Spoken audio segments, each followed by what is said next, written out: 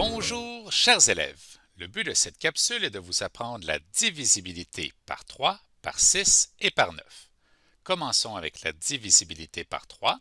Nous pourrons dire qu'un nombre est divisible par 3 si la somme de ses chiffres est divisible par 3. Par exemple, nous avons ici le nombre 3741. Nous allons additionner les chiffres du nombre, donc 3 plus 7 plus 4 plus 1 pour en trouver la somme. 3 plus 7 vaut 10, plus 4, 14, plus 1, nous obtenons une somme de 15. Nous allons prendre cette somme et nous allons tenter de la diviser par 3. 15 divisé par 3 nous donne 5, ce qui est un nombre naturel.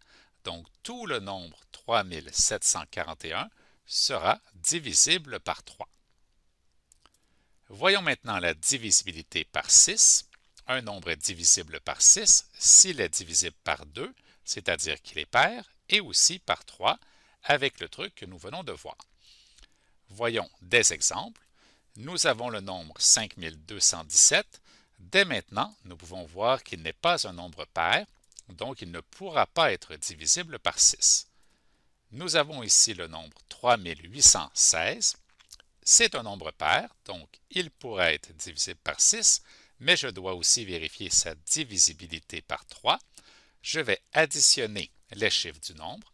3 plus 8, 11, plus 1, 12, plus 6, nous obtenons une somme de 18.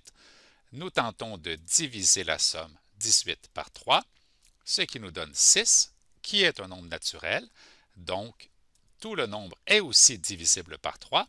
Comme nous avons la divisibilité par 2 et par 3, nous pouvons dire que le nombre 3816 est aussi divisible par 6. Et voyons maintenant la divisibilité par 9. Le truc est assez semblable à la divisibilité par 3, mais nous pourrons dire que le nombre est divisible par 9 si la somme de ces chiffres est divisible par 9. Par exemple, nous avons le nombre 6813. Nous allons une fois de plus additionner les chiffres pour en trouver la somme. 6 plus 8 nous donne 14, plus 1, 15, plus 3, nous avons une somme de 18, mais cette fois-ci, nous allons diviser la somme par 9. 18 divisé par 9 nous donne 2, qui est un nombre naturel, donc tout le nombre est divisible par 9. Voyons un petit résumé à partir du nombre 47 682. Nous allons effectuer la somme, donc 4 plus 7, 11, plus 6, 17, plus 8, 25, plus 2, nous obtenons une somme de 27 qui nous permettra de vérifier la divisibilité par 3 et par 9. Commençons par la divisibilité par 3. Puisque nous pouvons diviser 27 par 3 et que cela donne 9, nous pouvons dire que tout le nombre est divisible par 3.